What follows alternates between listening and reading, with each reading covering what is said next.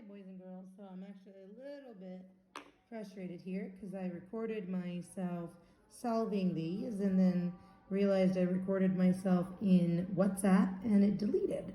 So I'm not going to write them out again, but I will go through each step that I did to solve these math problems of the day. The first thing that I want you guys to notice is how I am setting up my page. So I put math POD, so math problem of the day, and then I put the date that the problem was assigned.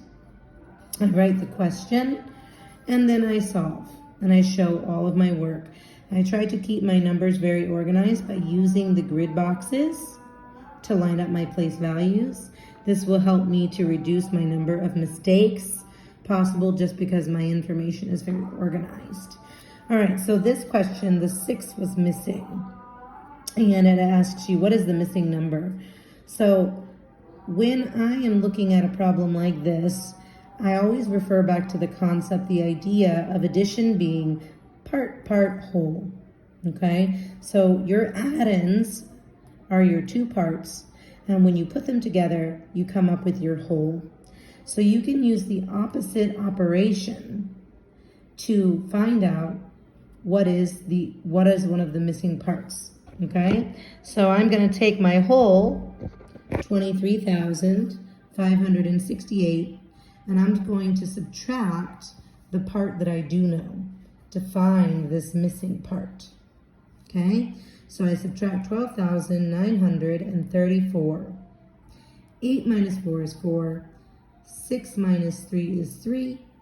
I can't take 9 from 5, so I borrow here to make 15, and that will give me 6. 2 minus 2 is 0. 2 minus 1 is 1. So I'm going to compare this to my question, and this will also help me check and make sure I didn't make a mistake. 10, 10, 3 and 4, 3 and 4, so that matches. And then I'm just going to plug in the hundreds place, which was the missing value, 600. Okay? For the 11th, you had the math problem of the day, and it was asking you to write the value for each expression.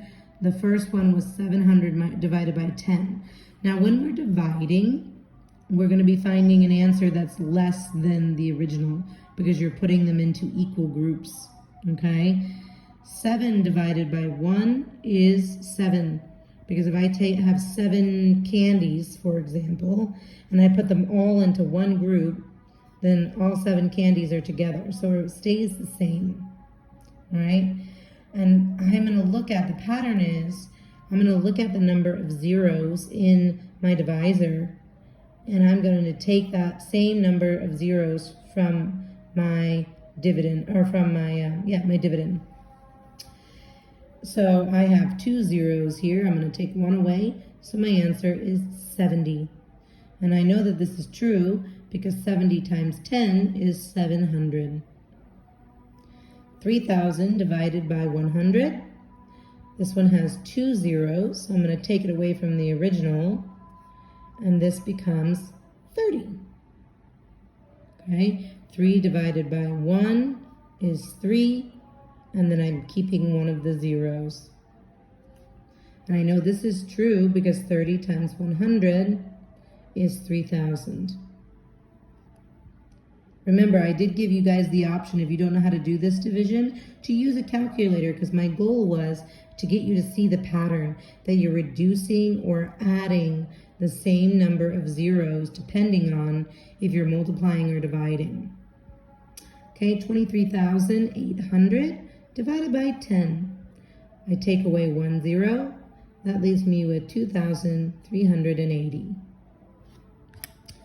300 times 10. Well, this is multiplication. You have to be careful of that. I saw some students taking the 0 away, but when I'm multiplying, I'm adding repeated addition, adding again and again and again. So my answer is going to be greater than my what I'm multiplying. So I have 300. I'm going to keep those 2 original zeros. 3 times 1 is 3. And I'm going to add on the additional 0 from the number 10. Okay? E, 2,400 divided by 100. So I have 2 zeros here and 2 zeros here. I'm going to take them away. So that leaves me with the answer of 24. Okay, and I know this is true. 24 times 100 is 2,400. If you want me to help you explain either of these math problems of the day again, just let me know. Thank you.